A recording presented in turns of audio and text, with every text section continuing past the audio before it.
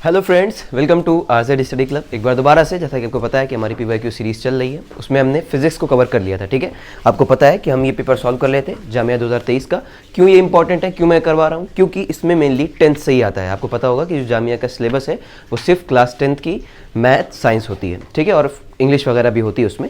Mainly जो होती है वो क्लास 10th की, मतलब उसमें क्लास 9th की चीज़ें नहीं आती हैं। तो जो क्लास 10th के लिए आप प्रिपेयर कर रहे हैं ना, वो आप इससे सहारा ले सकते हैं। इट मीन्स अगर आप इसके क्वेश्चन सॉल्व करेंगे तो आपको कहीं ना कहीं जो क्लास 10th के सवाल आते हैं एमयू में, उसका आइडिया हो जाएगा। क्योंकि मैंने देखा है जैसे इसमें रेसिस्टिविटी से बहुत सवाल आते हैं, तो एमयू में भी रेसिस्टिविटी पे बहुत सारे क्वेश्चन बनाए जा चुके हैं। ठीक है, तो इसलिए अगर आप प्रैक्टिस करना चाहते हैं जो आपने क्लास 10th की चीज़ें पढ़ रखी है, तो उसके लिए जामिया का पेपर सॉल्व करना बहुत ज़्यादा इंपॉर्टेंट हो जाता है आपके लिए। ठीक है, तो इसी कंटिन्यू करते हैं हम लोग इसी सीरीज़ में आगे बढ़ते हुए। हमने फिजिक्स को कंप्लीट कर लिया था। अगर आपने प्रीवियस वीडियो नहीं देखी है तो जाके देखिएगा, उसकी लिंक मैं डिस्क्रिप्शन में दे दूंगा। वहाँ से आप देख सकते हैं कि हमने फिजिक्स के सारे क्वेश्चन विथ ऑल कॉन्सेप्ट कर लिए थे, और उससे रिलेटेड और कौन से क्वेश्चन बन सकते हैं हमने उस पर भी चर्चा की थी। ठीक है, यहाँ पर हम बात करने वाले हैं मैथ की।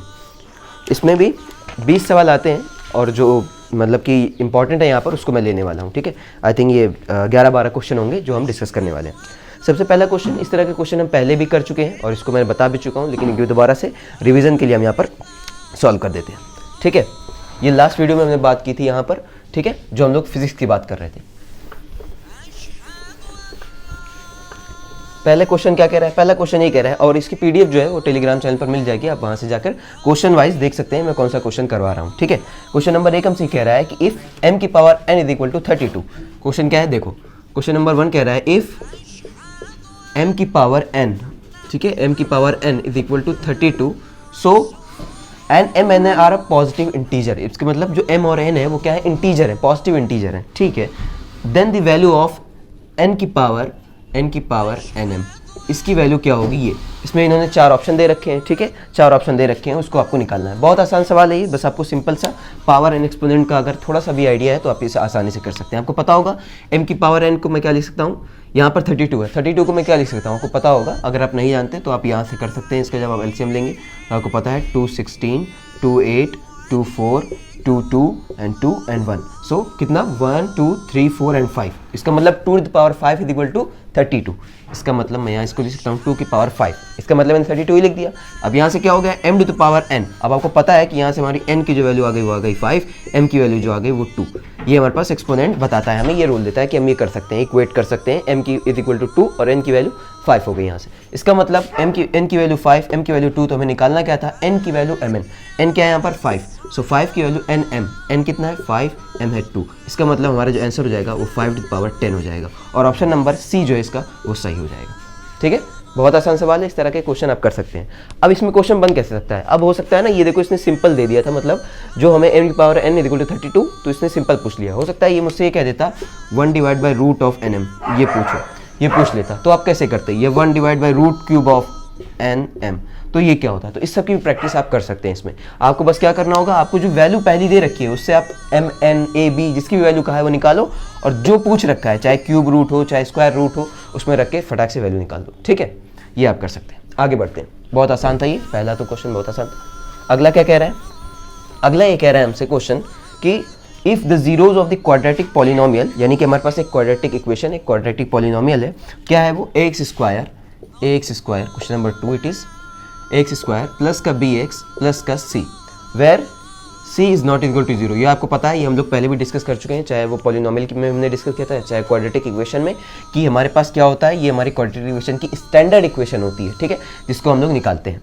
फिर क्या कह रहा है? आर इक्वल, इसका मतलब जो इसके जीरोज होंगे, हमने बात की थी इसके जीरोज होते हैं, एक हमने बात की थी अल्फा बीटा, वो आपको पता होगा। तो इसके जो जीरोज होंगे, 2 जीरोज होंगे। क्यों होंगे 2 जीरो? इसकी बात हमने की थी, क्योंकि इसकी पावर जो है, एक्स की पावर वो क्या है? This is 2। जैसे ही जितनी पावर होगी उतने जीरोज हमारे पास आते हैं, तो इसके 2 जीरोज होंगे, और वो दोनों क्या है? इक्वल हैं। सो फिर ये पूछ रहा है क्या होगा? C and A have the same sign, C and A have opposite sign. इसका मतलब हमसे ये पूछ रहा है कि अगर इसके जो जीरोज हैं, ठीक है, जीरोज क्या होता है ना, एक्स की वैल्यूज होती थी, हम लोग वहाँ पे डिटेल में डिस्कस कर चुके हैं। जीरोज जो है वो क्या है? इक्वल है।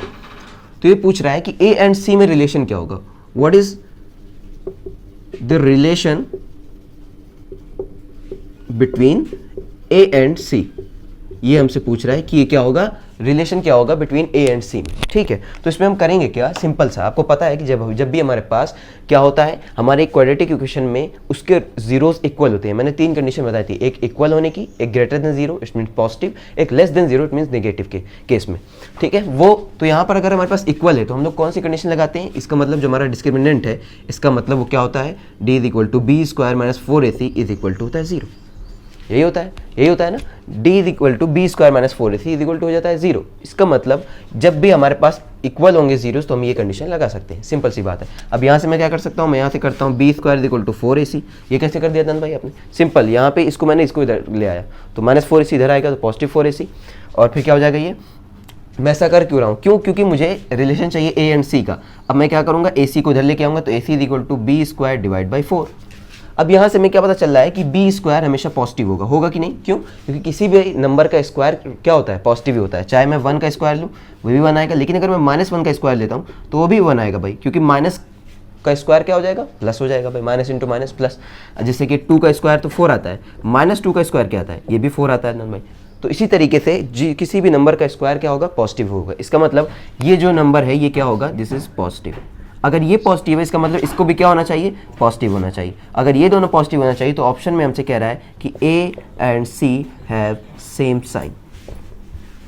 इसका मतलब कि ए और सी के पास क्या होंगे, सेम साइन होंगे, मतलब जो दोनों का साइन होगा, जो दोनों का चिन्ह होगा वो क्या होगा, बराबर होगा। और वो क्या होगा, वो यहाँ पर हम देख सकते हैं दिस इज पॉजिटिव, ये भी पॉजिटिव एंड ये भी पॉजिटिव, ठीक है। तो इस तरह के क्वेश्चन आपको बन सकते हैं, मेनली डिस्क्रिमिनेंट के बारे में आपको पता होना चाहिए, क्वाड्रेटिक इक्वेशन के, ठीक है। आगे बढ़ते हैं भाई, अगला क्वेश्चन देखिए, क्वेश्चन नंबर 3। देखो क्या कह रहा है, ये भी हमारे पास एक अच्छा क्वेश्चन है, देख सकते हैं आप, इस पे कई क्वेश्चन बनते हैं। जब हम इसमें बात करता है यूनिट डिजिट और डबल डिजिट की, तो हम कैसे इसको सॉल्व करते हैं ये देखो। ये क्या कह रहा है, क्वेश्चन नंबर 3 हमसे कह रहा है, this is 7 times of a 2-digit number is equal to the 4 times of the number obtained by the reversing the order of its digit। इसका मतलब ये कह रहा है कि हमारे पास 2 डिजिट के नंबर होंगे और एक डिजिट का नंबर होगा, ठीक है। उसमें करना क्या होगा, वो 7 टाइम होगा उसके 4 टाइम के। इसका मतलब क्या कह रहा है, क्वेश्चन को यहाँ समझना जरूरी है। इस तरह के क्वेश्चन बहुत मिल जाएंगे आपको देखने के लिए। देखो हम क्या करते हैं, हमें पता है कि हम 10x, ये मैंने क्या ले लिया, प्लस y, ये मैंने ले लिया लेट द फर्स्ट नंबर, जो हमसे पहली बात कर रहा है, द 2 डिजिट नंबर। ये क्या है, एक 2 डिजिट नंबर है, this is 2 digit number, 2 digit number. आपको पता है कि 2 डिजिट नंबर में हमारे पास क्या होता है, एक हमारे पास टेंस का नंबर हो, जैसे 2 डिजिट 9 तक तो हमारे पास सिंगल डिजिट होता है यानी यूनिट डिजिट।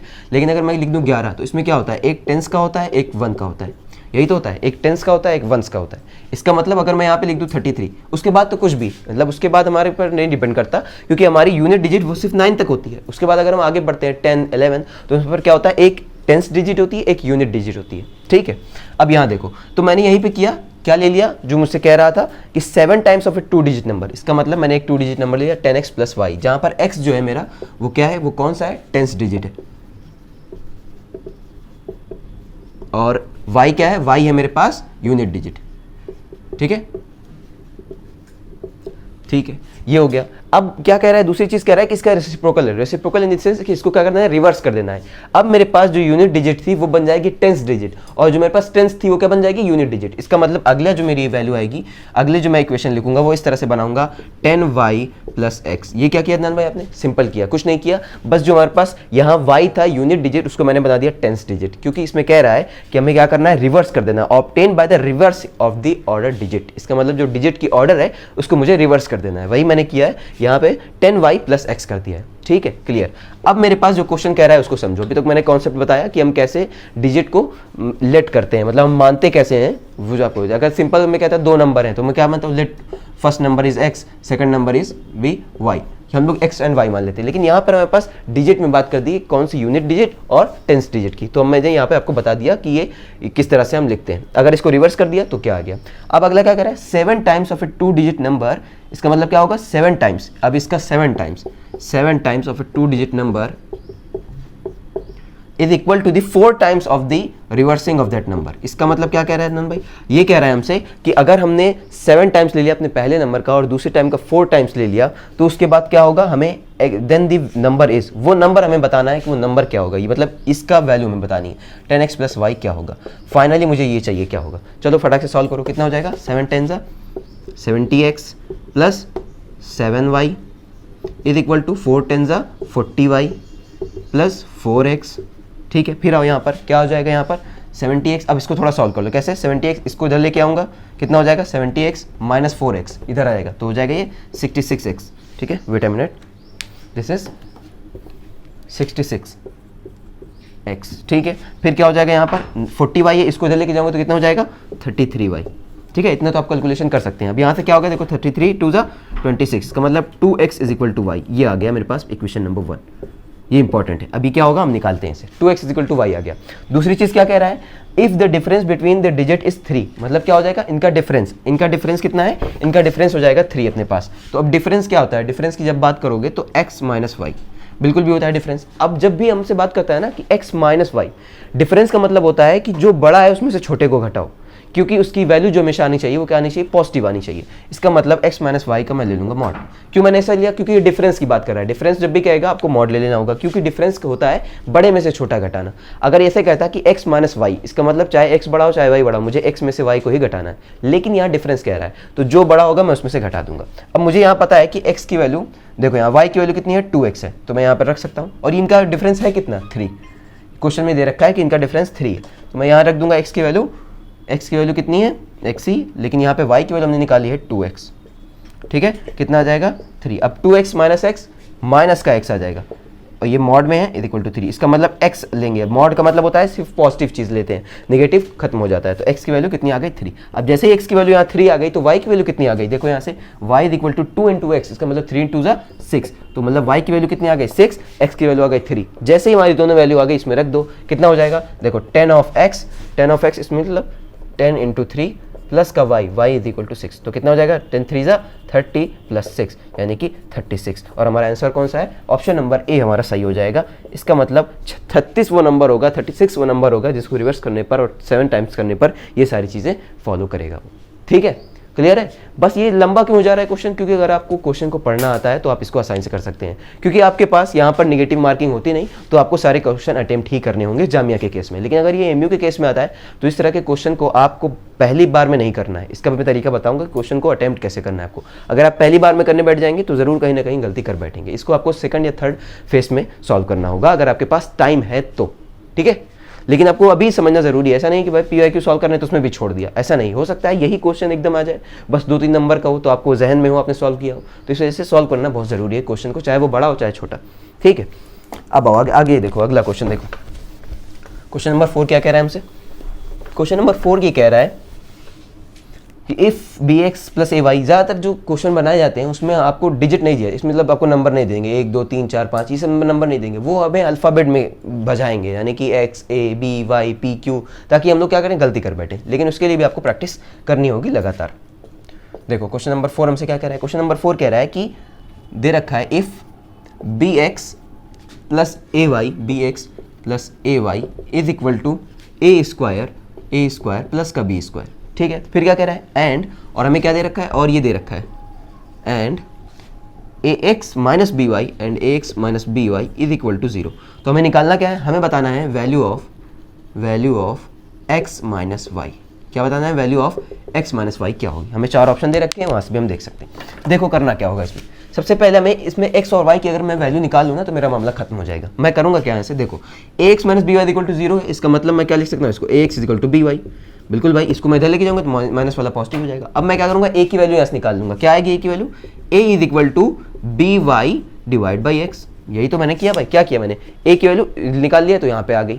अब करूंगा क्या यहाँ पर, बी एक्स प्लस ए वाई, या तो मैं x की वैल्यू निकाल लूँ या तो b की वैल्यू निकाल लूँ, जैसा भी मैं करना चाहूँ यहाँ पर। क्यों, क्योंकि हमारे ऑप्शन में देखोगे तो वैल्यू किस में दे रखी है, फॉर्म में ए बी के फॉर्म में दे रखी है। तो मैं यहाँ से क्या करूंगा, x की वैल्यू निकाल लूंगा। किसकी, x की। देखो बी वाई डिवाइड बाई ए, ये मेरी किसकी वैल्यू आ गई, x की। अब इस x की वैल्यू को यहाँ पे पुट कर दूंगा, यहाँ पे देखो है ना बी एक्स प्लस ए वाई, यहाँ पे पुट कर दो। क्या हो जाएगा, देखो b और x की वैल्यू मैं रखूंगा तो हो जाएगा यहाँ से b y divide by a, ठीक है, प्लस का a इंटू वाई, ठीक है, is equal to A square plus का बी स्क्वायर। अब थोड़ा सा इसको सॉल्व कर लो, आ जाएगी वैल्यू। कैसे, देखो यहाँ से हो जाएगा B square y divide by A plus का A y is equal to A square plus का बी स्क्वायर। फिर क्या करो, इसको एलसीएम ले लो, बी स्क्वायर वाई प्लस का ए स्क्वायर। कैसे हो गया, इसको यहाँ पे क्रॉस मल्टीप्लिकेशन से आप सॉल्व कर सकते हैं। A square y divide by यहाँ पे हो जाएगा A, is equal to A square plus का बी स्क्वायर। ठीक है, अब देखोगे तो यहाँ से क्या कॉमन आ रहा है, ए स्क्वायर बी स्क्वायर अलग करें तो वाई कॉमन आ रहा है, वाई कॉमन आ रहा है ना। तो मैं यहाँ से क्या करूँगा, वाई को ले लूँगा कॉमन। वाई को जैसे ही कॉमन लूँगा तो यहाँ से क्या आ जाएगा मेरे पास, ए स्क्वायर प्लस का बी स्क्वायर। ठीक है, this is like that, a square plus का B square divide by a, यहाँ पर डिवाइड में चल रहा है, is equal to A square plus का बी स्क्वायर। अब यहाँ से देखो तो a square b square cancel हो गया। अब जैसे ही कैंसिल हो गया तो यहाँ से क्या आ गया, y by a is equal to 1, यानी कि y की वैल्यू मेरी आ गई a। y की वैल्यू कितनी आ गई मेरी, a आ गई। y की वैल्यू जैसी मेरी a आई, अब मुझे x की वैल्यू निकालनी है। x की वैल्यू यहाँ से भी निकाल सकता हूँ मैं, क्योंकि x is equal to b y था, तो मैं यहाँ से वैल्यू रख दूँ किसकी, y की, ax is equal to b, और y की वैल्यू मेरी कितनी आ गई है a। तो यहाँ से देख सकते हो आप x की वैल्यू कितनी हो जाएगी, बी ए बाई ए, ये डिवाइड में चला जाएगा, ये कैंसिल हो जाएगा। तो यहाँ से मेरी x की वैल्यू कितनी आ गई b, यानी x की वैल्यू आ गई मेरी b, y की मेरी वैल्यू आ गई a। निकालना क्या था, x माइनस वाई, x की value b minus a। Answer आसान, बहुत आसान, बस आपको थोड़ा कैलकुलेशन करनी आनी चाहिए। ऑप्शन दे रखा है, ऑप्शन नंबर 20 इसका सही हो जाएगा।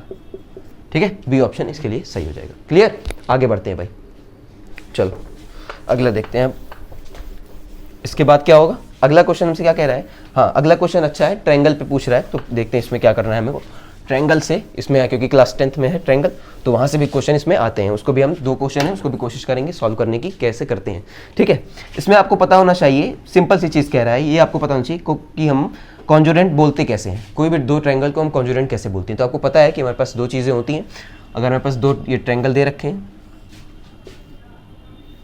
ठीक है, ये 2 ट्रायंगल दे रखे हैं, A B C D E F. ठीक है, तो आप कैसे बोलोगे इसको कॉन्जुरेंट। अगर सबसे पहले ये देखो, अगर मैं बात करूं, जो एंगल ए होना चाहिए वो एंगल डी के बराबर होना चाहिए, एंगल बी जो होना चाहिए वो एंगल ई के बराबर होना चाहिए, एंगल सी जो होना चाहिए वो एंगल एफ के बराबर होना चाहिए, पहली चीज़। दूसरी चीज़ ये कि यहाँ पर हमारे पास जो साइडें हैं वो भी बराबर होनी चाहिए, A B is equal to होना चाहिए D F is equal to होना चाहिए A B A C, and B C is equal to होना चाहिए ई एफ। लेकिन ये मतलब ये तो एकदम सिंपल कंडीशन हो गई कि क्या हो गया, हमारा ये जो दोनों ट्रायंगल हैं वो क्या हो गए, कॉन्जुरेंट हो गए। बट यहाँ पर एक और कंडीशन आती है क्या, कि कभी कभी हमारे पास क्या होता है, हम 2 angle side A S A S से कर सकते हैं। एस ए एस का मतलब क्या है, साइड एंगल साइड से कॉन्जुरेंट हम लोग प्रूफ कर लेते हैं, किससे, S A S, side angle side. फिर दूसरा क्या होता है, ए, अगर हमारे पास तीनों एंगल बराबर हों तो उस केस में कर लेते हैं। या फिर हम लोग क्या करते हैं, एस एस ए, इसका मतलब साइड साइड एंगल से भी। तो इस तरह से हमारे पास, और एक होता है हमारे पास आर एच एस।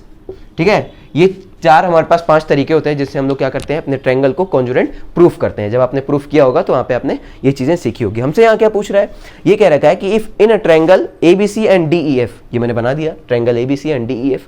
फिर उसमें क्या कह रहा है, angle B is equal to angle E, it means angle B is equal to angle E है। यहाँ पर angle B is equal to angle E, देखो ये दोनों एंगल बराबर है। ठीक है, दूसरी चीज़ कह रहा है angle F is equal to angle C, it means this angle C is equal to angle F, ये वाला इसके बराबर है, वही चीज़ जो हमने बात की अभी।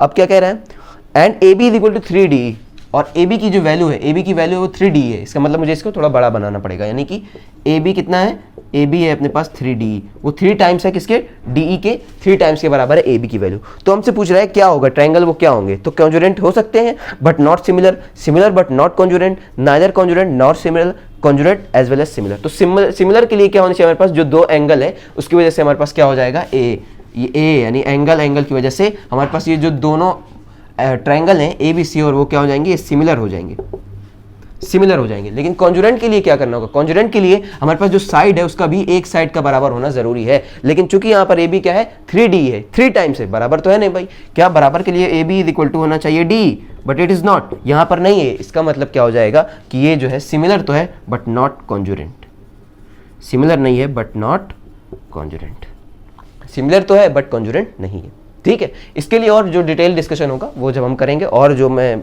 इसके ट्रायंगल के क्वेश्चन है उसको लेके आऊँगा तो वहाँ पर और हम डिटेल में इसको डिस्कस करेंगे। ठीक है, अभी तक के लिए आई थिंक इस क्वेश्चन के लिए आपको इतनी जानकारी होनी जरूरी है, तो आप इसको सॉल्व कर सकते हैं आसानी से कि हमारे पास सिमिलर एंड कॉन्जुरेंट में हम कैसे पता लगाएंगे।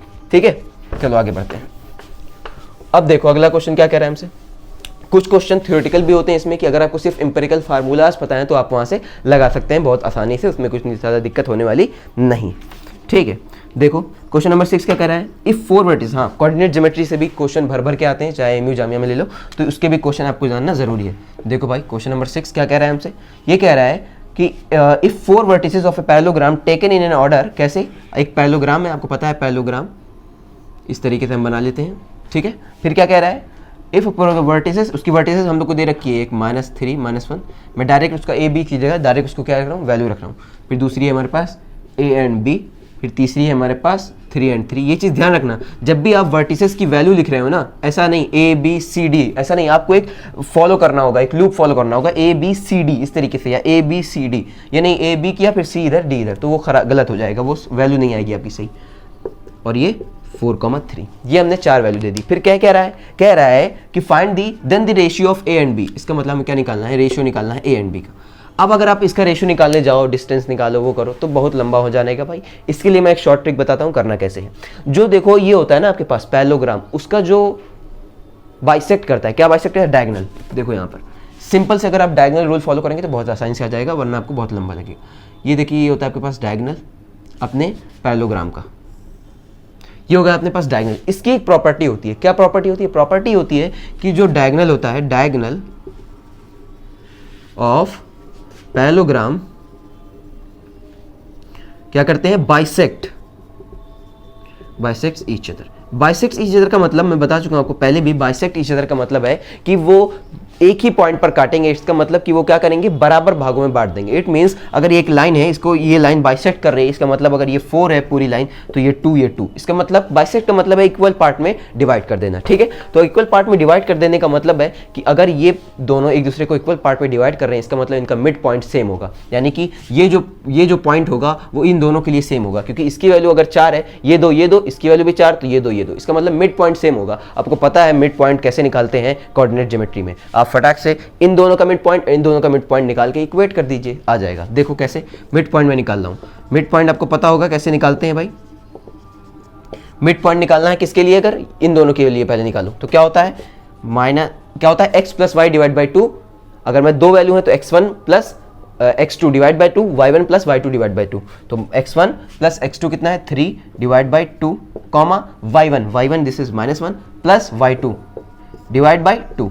देखो कितना हो जाएगा, -3 प्लस 3 0 2, इसका मतलब ये 0 हो जाएगा, खत्म भाई, ये तो खत्म हो गया। ये कितना है, -3 प्लस 1 क्या हो जाएगा, ये हो जाएगा 2 बाई 2 कितना हो जाएगा 1, ठीक है। इतना तो आप कैलकुलेशन कर लेंगे, थोड़ा आप स्पीड बढ़ाइए आप भी मेरी तरह, ठीक है। दूसरी चीज क्या करना होगा आपको, अब मैंने इसकी तो निकाल लिया, अब इसके लिए मिड पॉइंट निकालो। इसके लिए निकालने जाओगे क्या आएगा, a plus 4 divide by 2, comma b plus 3 divide by 2। ये मैं लिख कैसे रहा हूँ ये भी देख लो भाई, ये मैं लिख रहा हूँ x1 plus x2 divide by 2।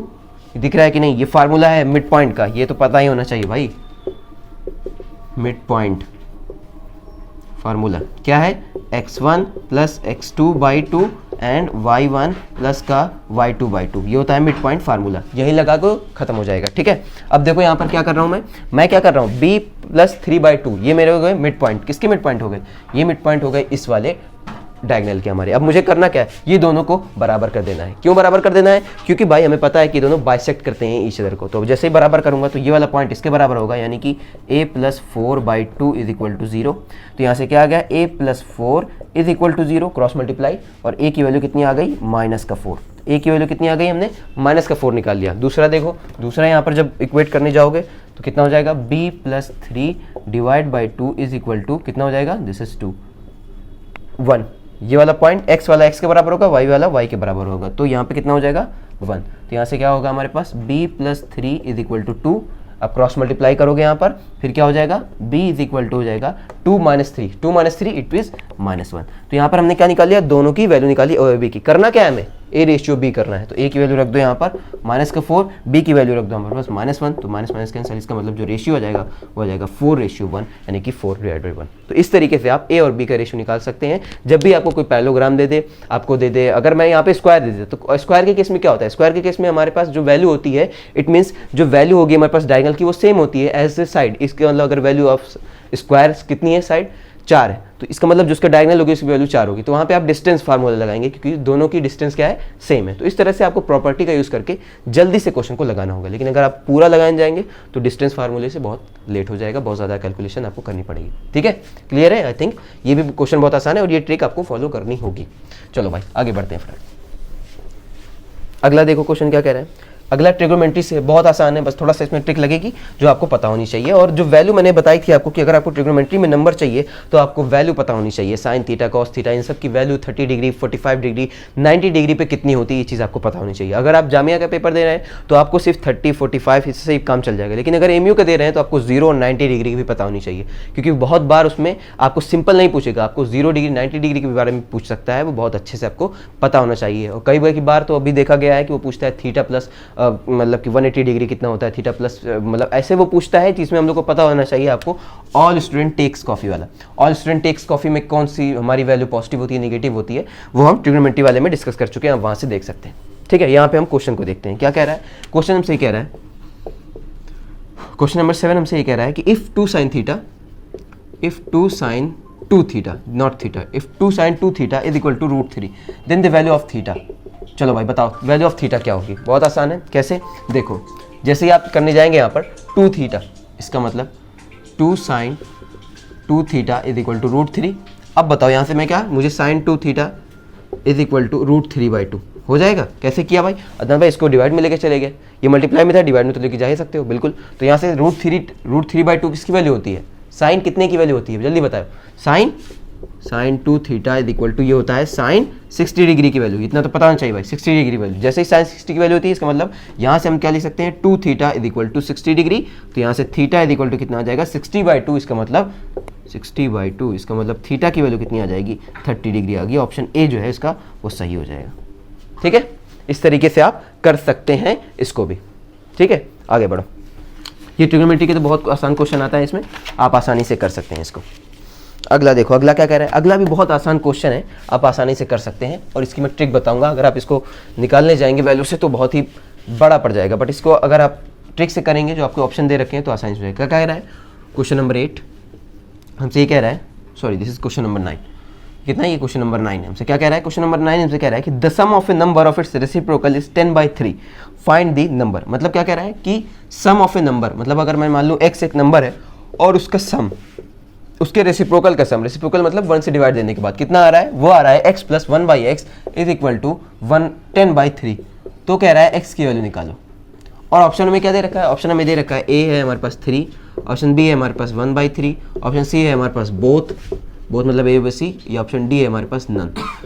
कोई नहीं, चलो बताओ भाई कैसे करेंगे इसको। बहुत आसान है, आप तो देख के ही बता सकते हैं इसको।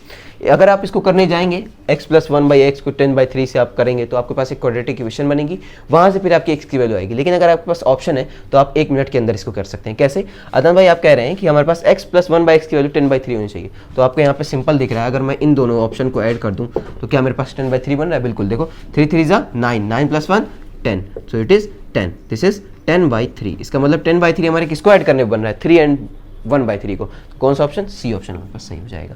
यही मैंने वैल्यू निकालनी थी। तो x की वैल्यू हमारे पास हो जाएगी 3 और 1/3, क्योंकि x की वैल्यू 3 और इसके रेसिप्रोकल लेना होगा 1/3, तो यहाँ से वैल्यू 10/3 आ जाएगी। ठीक है, क्लियर है, बहुत आसान है, इस तरह के क्वेश्चन आप कर सकते हैं। चलो भाई नेक्स्ट देखो, अगला क्वेश्चन नंबर 10 हमसे क्या कह रहा है। हाँ, क्वेश्चन नंबर 10 देखो, ये थोड़ा अच्छा क्वेश्चन है और ये थोड़ा लंबा क्वेश्चन है। इस तरह के क्वेश्चन आपको दिए जाते हैं ताकि आपके पास कम टाइम रहे, तो उसमें क्या करें आप, टाइम को थोड़ा ज़्यादा लगे आपके पास मिला जुला के। ये थोड़ा एक लंबा क्वेश्चन है, लेकिन मैं इसको सॉल्व करा देता हूँ क्योंकि इस तरह के क्वेश्चन हमें देखने को मिल जाते हैं। क्वेश्चन नंबर 10 का अगर आप देखेंगे तो क्या कह रहा है, if an decreasing arithmetic progression, मतलब एक एपी है मेरे पास जो डिक्रीज कर रही है, and sum of the all of term except the first term, मतलब क्या है, कह रहा है sum of all terms except first term, मतलब एक कोई फर्स्ट टर्म होगी जिसको क्या करना होगा हमें, जिसको छोड़ के बाकी सारे टर्म का सम कितना है, वो है -36। ठीक है, and this sum of the all term except the last term, and sum of the all term except last term वो कितना है, लास्ट टर्म है वो 0 है। समझ रहे हो क्या कह रहा है, मतलब ये कह रहा है कि हमारे पास सम कर दो, एक एपी है जो डिक्रीज कर रही है। एपी आपको पता है, एपी क्या होता है, एपी हमारे पास अर्थमेटिक प्रोग्रेशन, इसका मतलब जो उसमें डी होता है, यानी कि हमारे पास जो ए होती है हमारे पास वो वैल्यू होती है, आपको पता होगा। तो ए जो होती है हमारे पास वो फर्स्ट टर्म होती है। ठीक है, और इसका जो फार्मूला होता है एनवा पद निकालने के लिए, इसमें एन टर्म निकालने के, एन टर्म के लिए, वो a + n-1 × d। ठीक है, ये होता है हमारे पास, ये होती है हमारे पास एनवा पद, मतलब निकालने के लिए क्या nth टर्म निकालने के लिए। लेकिन अगर हम Sn की बात करें तो Sn क्या होती है, Sn होता है n/2 2a plus n-1 into D. ये होता है हमारे पास sum of the n terms निकालने के लिए। अगर हमारे पास n टर्म्स है तो उनका सम कैसे निकालोगे, इस तरीके से निकाल सकते हो। ठीक है, चलो जो हमने AP डिस्कस किया था तो हमने वहाँ पे बताया था आपको कि अगर हमें डायरेक्ट निकालना है 10वां पद तो हम कैसे लिखेंगे, इसको लिखोगे a प्लस 9d, डायरेक्ट लिखोगे बिकॉज n-1 होता है वो एक कैंसिल होके यही हो जाएगा। अगर मुझसे मैंने आपसे कहा a5 लिखो, a5 मतलब 5वां पद यानी कि 5th टर्म, तो आप कैसे लिखेंगे a प्लस 4d, एक घटा देंगे आप यहाँ से। इस तरीके से आप लिख सकते हैं, अभी हम देखेंगे भी आगे। तो ये देखो क्वेश्चन क्या कह रहा है हमसे, क्वेश्चन हमसे यहाँ पे क्या कह रहा है, क्वेश्चन हमसे यही कह रहा है, हाँ, इफ द डिफरेंस, ठीक है, 10th of the term is the, यानी ये कह रहा है, देखो क्वेश्चन मैं फिर से पढ़ रहा हूँ, समझो इसको। If an in decreasing arithmetic progression sum of all its term except the first term is 36 minus 36, except first term मतलब कि जोड़ दो सारे सम को, लेकिन ये पहले वाले को छोड़ के तो माइनस 36, सबको जोड़ दो लेकिन लास्ट वाले को छोड़ के तो 0 आता है। ठीक है भाई, धन भाई आगे बढ़िए।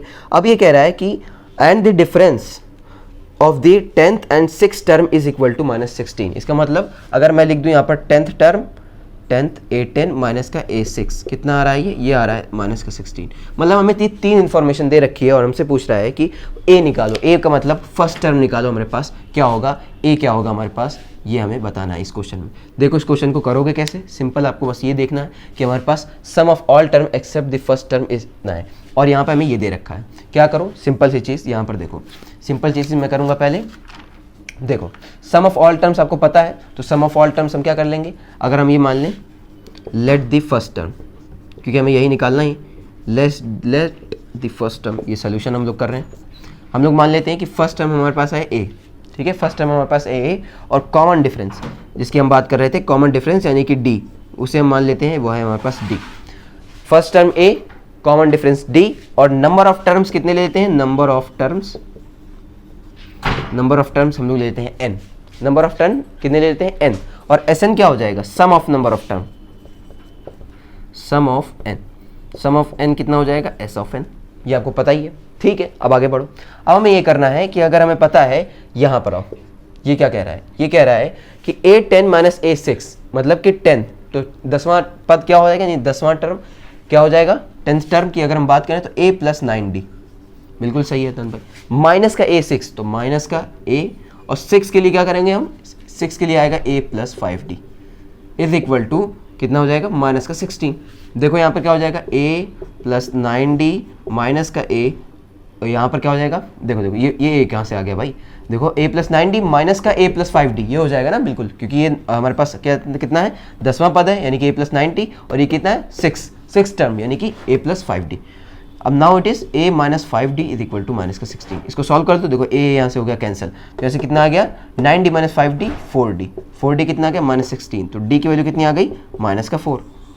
d की वैल्यू कितनी हमने निकाल ली, d की वैल्यू निकाली माइनस का 4। अब जैसे ही d की वैल्यू हमने निकाल ली माइनस का 4, तो अभी मुझे बताओ कि यहाँ पर मैं क्या लिख सकता हूँ, हाँ d की वैल्यू हमने निकाल ली, अब हमें निकालना क्या होगा, हमें अगर हम n की वैल्यू निकाल ले तो वहाँ से a हम निकाल सकते हैं।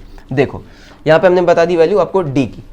एक चीज़ और यहाँ पे समझो, अगर sum of all terms except the first term, so sum of all term हम लोग ले लेते हैं यहाँ पर, सम ऑफ ऑल टर्म हमने क्या ले रखा है, सम ऑफ ऑल टर्म हमने ले रखा है यहाँ पर s, तो क्या लिख लेंगे हम, s minus a is equal to minus का 36। ये कैसे लिख दिया भाई, ये ऐसे लिख दिया क्योंकि हमें पता है कि फर्स्ट टर्म को अगर हटा दें तो बाकी का सम कितना आ रहा है, माइनस 36 आ रहा है, तो इस वजह से s minus a is equal to minus का 36।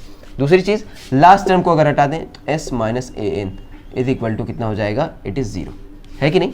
अब a n आपने क्यों कहा, क्योंकि हमें पता है कि लास्ट टर्म क्या होता है, a n होता है कि नहीं, nवां पद अगर हम निकालना है, मतलब कि हमें क्या करना है, nth टर्म निकालने हैं, तो nth टर्म को घटाने पर, लास्ट टर्म को घटाने पर क्या आ जाएगा, 0 आ रहा है। तो इस तरीके से ये वाला देखो, मैं यहाँ से क्या कर सकता हूँ, s is equal to a n हो जाएगा, क्यों, क्योंकि ये क्या है, s minus a n equal to 0, a n को उधर लेके गया तो s is equal to a n हो गया।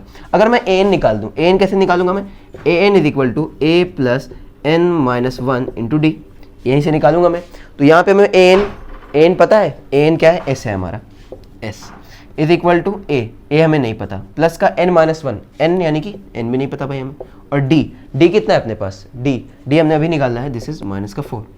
ठीक है, सही है, दिक्कत नहीं है। ठीक है, अब s हमने क्या बताया यहाँ पर, s देखो, s हमें पता है यहाँ पर s minus a equal to minus का 36, है कि नहीं। तो अगर मैं यहाँ से s आपको निकालना चाहूँ तो कैसे निकालोगे, एस की वैल्यू आ जाएगी यहाँ पर, ए को इधर लेके जाओगे तो कितना हो जाएगा, एस की वैल्यू हो जाएगी ए माइनस का 36। यहाँ से मैंने वैल्यू लिखी है, ठीक है। तो एस की जगह मैं क्या लिख सकता हूँ, एस की जगह मैं लिख सकता हूँ ए माइनस का 36 is equal to a plus का n माइनस 1 इंटू डी यानी कि माइनस का 4, ठीक है, क्लियर। अब आओ यहाँ देखो और क्या हो जाएगा, अब यहाँ से s minus a is equal to 36, देखो ए कैंसिल हो रहा है, यहाँ से ए कैंसिल हो जाएगा, ये हो जाएगा माइनस का 36 इज इक्वल टू माइनस का 4n और प्लस का 4, इतना हो जाएगा। तो क्या हो जाएगा ये, जब ये प्लस का 4 इधर का आएगा माइनस का 4 तो बन जाएगा मेरे पास, देखो यहाँ से क्या बन रहा है मेरे पास, माइनस का 4n इधर ही रहने दिया, इधर ही है, बाकी मैं इसको इधर लेके चला गया तो ये हो जाएगा माइनस का 40, कितना 36 और 4 40 हो जाएगा, माइनस का 40। तो यहाँ से माइनस माइनस कैंसिल, n की वैल्यू कितनी आ गई 40/4 यानी कि n की वैल्यू आ गई 10, यानी मेरे पास दो वैल्यू हमने निकाल ली, एक तो d की वैल्यू निकाल ली, एक n की वैल्यू निकाल ली। अब हमें a की वैल्यू निकालनी है तो मैं क्या करूँगा, SN निकाल दूंगा, SN यानी कि sum of n terms, sum of n terms निकालते हैं भाई। चलो इतना काम निकाल लिया, आधा काम हमारा हो गया, हमने n की वैल्यू निकाल ली, हमने निकाल ली d की वैल्यू। तो हम यहाँ पे क्या निकालने वाले हैं, SN निकालने वाले हैं। SN होता क्या है, SN होता है हमारे पास,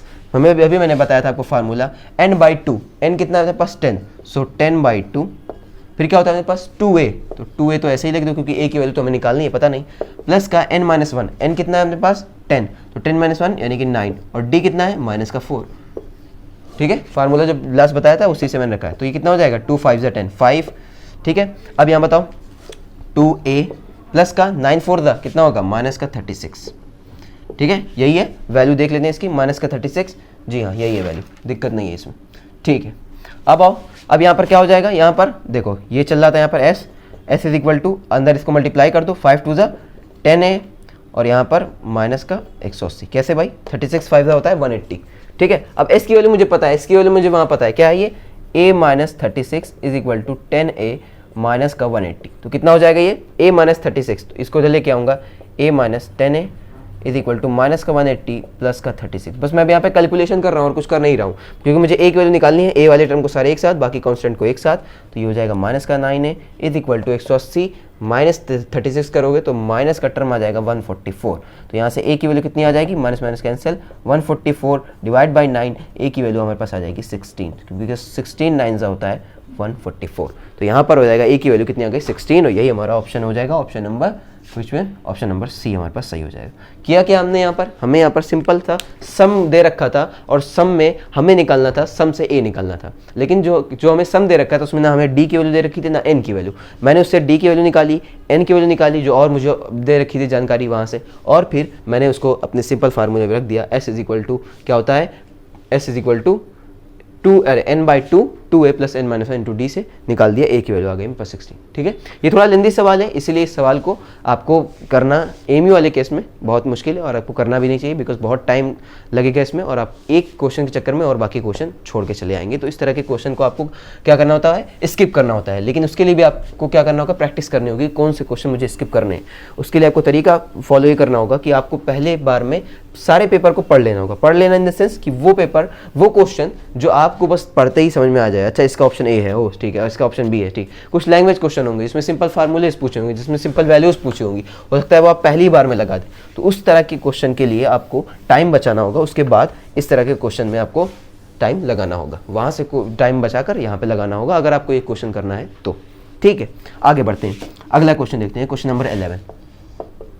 क्वेश्चन नंबर 11 क्या हमसे कह रहा है, if the angle of elevation of A tower, यानी हमें एक टावर दे रखा है और हमसे कह रहा है कि हमारे पास दो एंगल है, एक 30 डिग्री का एक है 60 डिग्री का, ये है 30 डिग्री, ये है हमारे पास 60 डिग्री, h है इसकी हाइट, h हमें हाइट निकालनी है, ये वैल्यू इसकी हमें यहाँ पे दे रखी है b और इस पूरे वैल्यू की यहाँ पर हमें दे रखी है a। चलो भाई बताओ अब हाइट कैसे निकालते हो, सिंपल आपको पता है, आपने पढ़ रखा है हाइट एंड डिस्टेंस में, हम tan थीटा ले लेते हैं हमेशा, कितना हो जाएगा tan 60 डिग्री अगर मैं ले लूँ तो tan 60 डिग्री क्या होता है हमारे पास, tan 60 डिग्री हो जाएगा हमारे पास, यानी कि परपेंडिकुलर डिवाइड बाई बेस होता है, तो परपेंडिकुलर तो हो गया h और बेस कितना हो गया, बेस हो गया b, तो यहाँ से tan 60 की वैल्यू क्या होती है √3, तो √3 is equal to h by b, इसका मतलब h की वैल्यू हमने क्या निकाल दी, h की वैल्यू निकाल दी हमने b√3, क्वेश्चन नंबर 1, ठीक है। अब दूसरा इक्वेशन देखो, इक्वेशन नंबर 2 के लिए हम जब जाएंगे तो क्या ले लेंगे, आप 60 के लिए आप 30 के लिए लो, तो tan 30 is equal to h divide by कितना हो जाएगा ये a, h divide by a, तो यहाँ से tan 30 की वैल्यू कितनी आएगी 1 divide by √3 is equal to h by a, इसका मतलब कि h की जो वैल्यू आ जाएगी वो कितनी आ जाएगी यहाँ से a divide by √3, second option, ठीक है। इक्वेशन दोनों हो गए। अब क्या करना है, दोनों को मल्टीप्लाई कर दो, मल्टीप्लाइंग इक्वेशन 1 एंड 2, दोनों को मल्टीप्लाई कर दो, आपकी h की वैल्यू आ जाएगी। मल्टीप्लाई करूंगा तो क्या होगा यहाँ पर h स्क्वायर, इसका इससे करूंगा तो h स्क्वायर, इसका इससे करने वाला हूँ तो क्या हो जाएगा, देख लो यहाँ पर h is equal to h और यहाँ पर b√3 और यहाँ पर कितना हो जाएगा a डिवाइड बाई √3, यही हो था अपने पास। अब h स्क्वायर हो गया, h इंटू h स्क्वायर हो गया, this is h into h square और यहाँ से b इंटू a और √3 कैंसिल हो जाएगा, तो यहाँ से कितनी आ जाएगी h की वैल्यू, √BA, यही हमारे पास क्या हो जाएगी, हाइट हो जाएगी। ये हमसे पूछ रहा है what is the height of tower B, √BA। ठीक है, क्लियर, ठीक है भाई, बस देख लेते हैं। अब कुछ हमारे पास लास्ट क्वेश्चन बचे हैं, उसको फटाफट देख लेंगे, उसके बाद खत्म करेंगे सेशन को। हमारे पास 2 क्वेश्चन और बचे हैं, उसको फटाफट खत्म कर देंगे। ठीक है, देखो, और पहला जो लास्ट क्वेश्चन है, क्वेश्चन नंबर 13, वो तो डायरेक्ट आपसे ये पूछ रहा है कि अगर आपको स्टैट्स आपने पढ़ रखा है और स्टैटिक्स में चैप्टर में आपको रिलेशन पता है किसमें, empirical relation between mode, median और क्या होता है हमारे पास एक, हाँ, मोड, मीडियन और मीन, वो 3 जो होते हैं आपके पास, मीन, मोड, मीडियन, उसमें अगर आपको पता है तो आप आसानी से निकाल सकते हैं। पहले वो देखो, उससे पहले क्वेश्चन नंबर 12 देखो जो हमारे पास है, if the circumference of a circle increases from 2π to 4π, तो उसके एरिया में क्या आएगा, ये हमसे पूछ रहा है, एरिया में क्या फर्क पड़ेगा ये हमसे पूछ रहा है। अगर पहले उसकी फर्स्ट हम मान लेते हैं कि पहले उसकी वो थी 2π और उसकी बदल दी गई है सर्कमफ्रेंस 4π कर दी गई है, तो हमसे ये पूछ रहा है बताओ उसका एरिया में क्या फ़र्क पड़ेगा, उसका एरिया का रेशियो क्या होगा ये हमें बताना है, उसका एरिया क्या हो जाएगा, कितने टाइम्स इंक्रीज हो जाएगा ये हमें बताना है। देखो, इस तरह के सवाल के लिए आपको क्या करना होगा, सिंपल, हम मान लेते हैं कि अगर हमारे पास A1 एरिया के लिए हम लोग ले लेते हैं कि हमारे पास पहले कितना था, 2π था, तो हम लोग लेते हैं 2πr1 इज इक्वल टू 2π। ये कैसे कर दिया, क्योंकि हमें पता है कि सर्कल की सर्कमफ्रेंस क्या होती है, 2πr होती है, क्योंकि हम पहले सर्कल के लिए निकाल रहे हैं तो r1 कर दिया, 2πr1 इज इक्वल टू 2π, तो यहाँ से 2π हो गया कैंसिल, r1 की वैल्यू आ गई 1। ठीक है, फिर दूसरे इसके सर्कल के लिए जाऊँगा तो कितनी आ जाएगी, 2πr2, क्योंकि अब दूसरे सर्कल के लिए, लेकिन इसकी वैल्यू कितनी है, 4π अपने को दे रखी है, तो यहाँ से देखोगे तो पाई कैंसिल, यहाँ से 2 2 जा, तो r2 की वैल्यू कितनी आ गई, r2 की वैल्यू आ गई 2। ठीक है, r1 r2 की वैल्यू निकाल ली। अब क्या करना होगा मुझे, अब मुझे करना है एरिया, तो A1 जब मैं निकालूंगा तो आपको पता है सर्कल का एरिया क्या होता है, पाई r स्क्वायर, सो पाई r1 का स्क्वायर, सो r1 का स्क्वायर कितना हो जाएगा, A1 की वैल्यू आ गई अपने पास पाई। ठीक है, फिर बताएंगे अगर मैं A2 की बात करूँ तो कितना हो जाएगा, पाई r2 का स्क्वायर, सो पाई r2 कितना है आपके पास, r2 अपने पास है 2 का स्क्वायर 4, तो यहाँ से A2 कितना आ गया, 4π। ये आ गई मेरे पास A2 की वैल्यू, ये आ गई A1 की वैल्यू। हमसे कह रहा है रेशियो निकालो, तो क्या करूँगा मैं, A2/A1 क्या चेंज हुआ है वो देख लूँगा, तो देखोगे 4π डिवाइड बाई पाई, इसका मतलब A2/A1 कितना हो गया है, 4 टाइम्स हो गया है। यहाँ से दिख भी रहा है आपको क्या, A2 is equal to 4 of A1 हो गया कि नहीं, A2 जो है वो 4A1 हो गया। अगर हम अपनी सर्कमफ्रेंस को, किसके, सर्कल की सर्कमफ्रेंस को 2π से 4π कर दें तो एरिया कितना हो जाएगा, A2 जो हो जाएगा वो 4 टाइम्स ऑफ A1 हो जाएगा। ठीक है, आसान है, बहुत आसान है। ठीक है ठीक है ठीक है ठीक है। और ये जो मैं मीडियन वाला बता रहा था उसका देख लो, मीडियन वाला जो मैं बता रहा था बहुत आसान है, सिंपल, आपको बस इंपेरिकल रिलेशन पता होना चाहिए, और इंपेरिकल रिलेशन मैं लिख भी देता हूँ, 4 ऑप्शन दे रखे हैं, अगर आपको सिंपल पता है तो इंपेरिकल रिलेशन आप लिख सकते हैं। क्या है, मोड जो होता है ना, ये देख लो, मोड जो होता है वो क्या होता है, 3 times of median, 3 times of median plus का नहीं, यहाँ पे अगर मैं मीडियन को पहले लिख रहा हूँ तो डिपेंड करता है कि किस तरह से, अगर मैं यहाँ मोड लिख रहा हूँ, मोड और 3 मीडियन, तो यहाँ पर माइनस हो जाएगा, लेकिन अगर मैं ये वाला पहले लिखता तो यहाँ पर मेरे पास प्लस आ जाता है। इसमें कंफ्यूज होती है, या आप एक फार्मूला कुछ याद कर लीजिए, स्टैंडर्ड बना लीजिए अपने लिए, उसके बाद फिर उसमें जिसमें वो बदलना चाहे आप वहाँ से बदल लीजिएगा। इसको स्टैंडर्ड मान लो, mode is equal to 3 median minus का कितना हो जाएगा, मीन, और ये कितना होता है, ये होता है 2 टाइम्स मीन, कितना होता है 2 टाइम्स मीन, तो आप ये मान लीजिए, ये हमारे पास क्या हो जाएगा, empirical relation, this is a empirical relation between mode, median and mode. ये आपको पता होना चाहिए कि mode is equal to 3 median minus का 2 मीन। अब जिससे भी तरीके से आपसे कहे कि मीन निकालो, तो इसमें 2 टाइम्स मल्टीप्लाई करके जो भी आपको इन्फॉर्मेशन दे रखी हो आप इससे निकाल सकते हैं। ठीक है, ये आप जरूर याद रखिएगा। चलो भाई, इस पर एक क्वेश्चन है, डायरेक्ट सिर्फ फार्मूला आपसे पूछा है, ये बता देंगे, 1 नंबर मिल जाएगा आपको। ठीक है, चलो भाई आगे बढ़ते हैं। वीडियो में अगर कवर करना चाहेंगे तो वहाँ पे हम कवर कर सकते हैं। ठीक है, 1-2 क्वेश्चन और बचे हुए हैं जिससे रिलेटेड और जो क्वेश्चन आए होंगे पुराने भी, उसको मैं ऐड कर लूँगा, उसके बाद उसमें हम 5-6 क्वेश्चन और देख लेंगे, जिससे हमारे पास जो ये मैथ का कॉन्सेप्ट है वो क्लियर हो जाएगा, ज़्यादा हम क्वेश्चन उसमें कर पाएंगे। ठीक है, तो अगर आपको वीडियो पसंद आई हो तो लाइक करें, शेयर करें, और अब जो आपके पास टाइम रख गया है उसको पूरी तरीके से लगा दें। अगर आप अपना सिलेक्शन चाहते हैं AMU और जामिया में, सेंट्रल यूनिवर्सिटी में पढ़ना चाहते हैं तो मेहनत तो करनी पड़ेगी, और मेहनत आपको करनी पड़ेगी और ज़्यादा। तो उसके लिए अगर आप हमारे चैनल को लाइक करें, शेयर करें, सब्सक्राइब करें, ताकि हम आपके लिए और ऐसी वीडियोस बनाते रहें।